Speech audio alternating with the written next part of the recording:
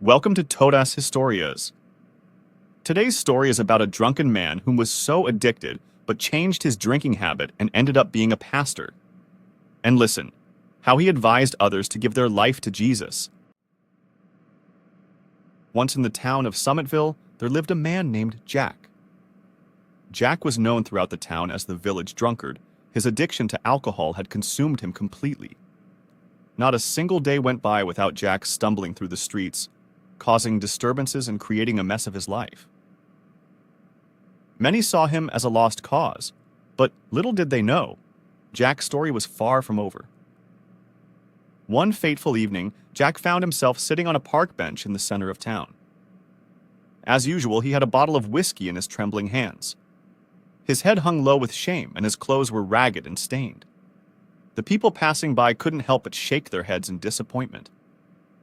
As the night grew darker, an old man approached the bench with a warm smile. His name was Samuel, and he had been watching Jack for a long time. Samuel was a pastor at the local church and had seen the devastating effects of addiction on many lives before. He believed that there was still hope for Jack. "Hello, son," Samuel said, his voice filled with genuine concern. "May I sit with you for a moment?" Jack looked up, surprised by the kind gesture. He nodded, allowing Samuel to join him on the bench. For hours they spoke about life, struggles, and experiences. Samuel listened attentively, never judging Jack for his past mistakes. Instead, he offered him compassion and hope. As the night turned into dawn, Jack felt a sense of clarity he hadn't experienced in a long time. Samuel spoke about the love of Jesus and how it had the power to transform lives. Intrigued, Jack couldn't help but inquire further. "Is it really possible for someone like me to change?" Jack asked, his voice filled with a mix of hope and doubt. Samuel smiled warmly and replied, "With Jesus, all things are possible. He can heal the wounded, lift the burdened, and mend broken hearts. You have the strength within you to overcome your addiction and become a new person." Those words resonated deeply within Jack's soul.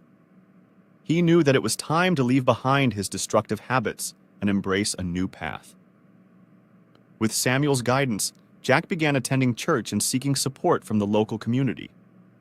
Days turned into weeks, and Jack's transformation became evident to everyone who had known him before. He showed commitment and dedication to his recovery, but most of all, he discovered a love for Jesus that helped him overcome every temptation that came his way. As the months went by, Jack became a beacon of hope in Summitville. He shared his story with honesty and vulnerability, spreading a message of redemption and faith. People were inspired by his transformation and witnessed firsthand the power of Jesus in his life. Driven by his newfound purpose, Jack decided to pursue a calling that he could have never imagined in his previous life. He enrolled in seminary school, seeking to become a pastor himself and dedicate his life to helping others find their way to Jesus. Years passed, and Jack's dream became a reality. He became Pastor Jack, leading a small congregation in Summitville. His weekly sermons were filled with heartfelt stories of his own struggle and eventual triumph over addiction. His empathy and understanding touched the hearts of many, inviting them to give their lives to Jesus and find hope and healing in him. The village drunkard turned pastor had become a symbol of redemption and transformation, not only in Summitville, but in the hearts of all those who heard his message.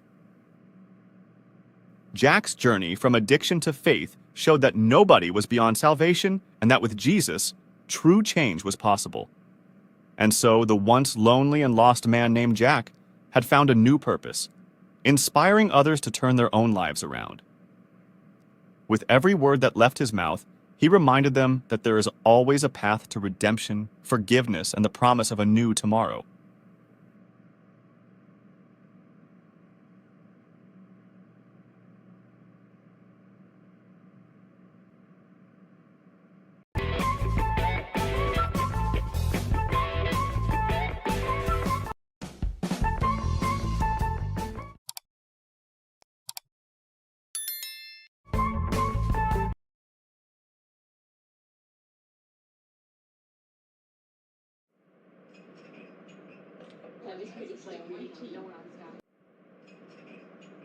This lady is very beautiful. I never seen such beauty before. I wish my wife had a body shape like her. I can't take my eyes off her. Maybe I can go offer her a coffee. Hi, my name is Fred. When I saw you, I couldn't resist. Can you please tell me your name? My name is Hilda. Hilda! That's a beautiful name, just like you. You are very pretty. Thank you. How can I help you, Fred? Can I take you out for a coffee, if you don't mind? Let's see. Won't your wife make it a problem? I can see a ring on your finger. Oh, this one. No worries, it's mean nothing to me. You the one I choose to be with, and you mean a lot. I'm going to get some groceries for myself. Maybe if you want, we can go. I can get you also. Same? You know my life has changed since I met you. I wish I knew you before marrying my wife. I'm already yours. No worries. You have changed my life completely. I promise you I'll give you a life you never had before. Next month, I'm going to Dubai when I came back. You are going to get your own apartment and your own car. Also, you will get access to my credit card. I'm going to speak to my bank agent to transfer same cash in your account. You will use it for any designer accessories.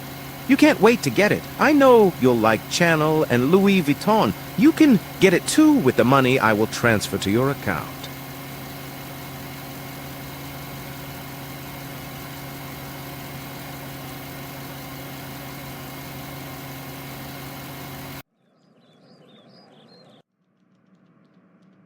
Fred, you are back so early today. Did you close early? Or you are not feeling well? Shh! The clients that I told you about the investment, they declined the offer. They are not going to invest with us anymore. Now I'm stuck. All the company money, I invested it in the project. I also got a call from the bank agent. He said that we have 48 hours to settle the balance due. What are we going to do now? And if we don't, definitely the bank will get this house and the cars. Eesh. I think we must go see the pastor for prayers.